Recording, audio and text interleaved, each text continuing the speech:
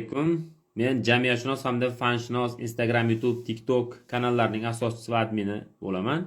Ismim Abbos, familiyam Manarboyev. Sizlar juda ko'pdan beri berayotgan savollar, Instagramda ham ko'rib qolaman, YouTube kanalimda ham.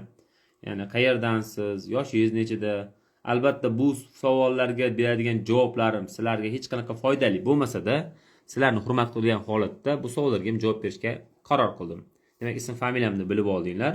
Kasbiy faoliyatim pedagogman, ya'ni maktabda dars beraman. Ma'lumotim oliy, toifam ham oliy. Albatta bu maqtanish emas, shunchaki aytib o'tmoqchiman. Yoshim 35 da. O'zim Jizzax viloyati Forish tumanidagi qishloqlardan birida maktabda dars beraman. Bizni kuzatayotganlar maktabimgacha biladi. Lekin nima uchun aniq manzil aytmayapman? Bu albatta foydali bo'lmaydi. Hech qanaqa bundan bir yutuq tomon emas.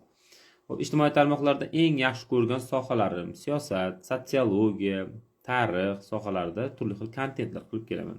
Qolaversa, o'z soham bo'lgan biologiyada ham fanshunos kanalimizda juda ko'plab videolar chiqqan. Asosan chet el ma'lumotlaridan foydalangan holatda, o'zimni bazamdan foydalangan holatda, internetdagi ma'lumotlarni tekshirgan holatda video qilishga harakat qilamiz.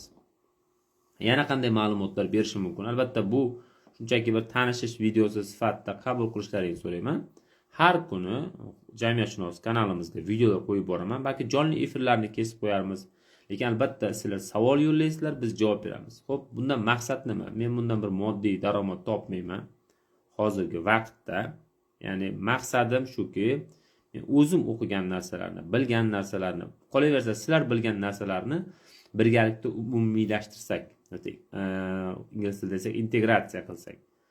Biz bir jamiyat bo'lishimiz kerak. Jamiyatdagi og'riqli muammolarni mening rakursimdan ko'rishga, o'zimning shaxsiy fikrimni bildirishga, u to'g'ri bo'lishi mumkin, kamchiliklari bor bo'lishi mumkin, noqis bo'lishi mumkin, balki xato bo'lishi ham mumkin.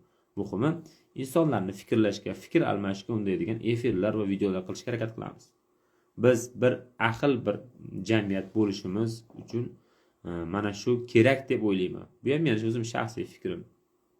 Harakatda davom etamiz. Sizlar ham harakat qilinglar. Albatta kommentariy yozib qoldiringlar, videoga like bosinglar qo'llab-quvvatlash uchun. Endi boshqa mavzularni esa albatta keyingi videolarimizda ham yozib qoldirishlaring mumkin. Hammaga rahmat e'tibor uchun. Qo'llab-quvvatlashda davom eting. Biz bundan da sifatli videolar qilishga, kadr masalasida, ssenariy masalasida ham harakat qilamiz.